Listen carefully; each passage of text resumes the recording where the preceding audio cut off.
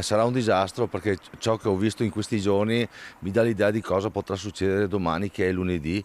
Questo porterà un traffico insopportabile per le frazioni di Onigo e Cornuda e faccio un appello a Veneto Strade che intervenga nel più breve tempo possibile. Rischiamo di trovarci veramente intasati.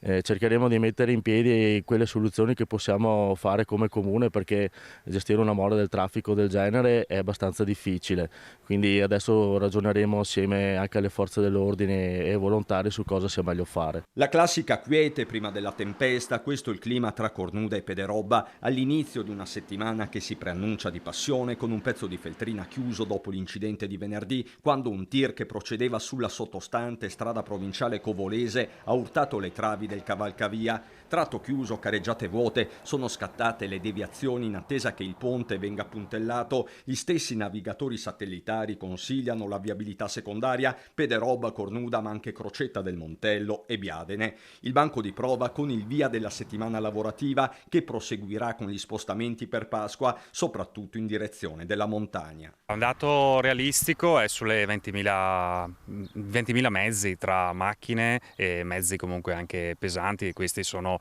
naturalmente degli elementi che naturalmente ci portano a pensare che avremo dei grossi problemi sui centri di Onigo e di Cornuda. Lo stesso Claudio Sartor, consigliere provinciale delegato alla viabilità, è stato nelle scorse ore sul posto con il primo cittadino di Cornuda che lancia un appello. Chiediamo a Veneto Strade di potersi attivare, ma come ha già fatto, per poter riaprire almeno parzialmente la Feltrina in vista delle festività pasquali, ma anche un appello alla prudenza. Abbiamo già visto qualche piccolo incidente nelle strade interne cittadine, quindi invitiamo tutti a prestare attenzione. E questo su un'arteria già fragile, con interventi in corso ma soprattutto da fare. È una malata cronica dal punto di vista della sicurezza innanzitutto.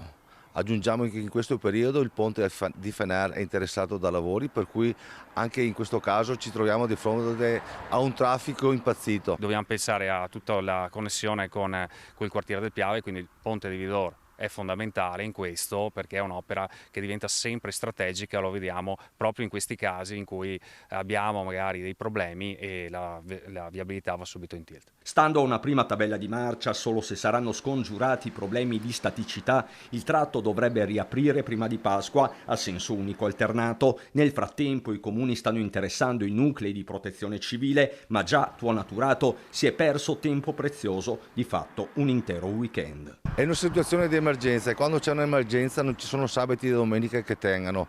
Di conseguenza gli operatori di Veneto Strade dovevano intervenire immediatamente. Purtroppo abbiamo perso 2 giorni e questo è un dramma per tutta la gente della pedemontana trevigiana.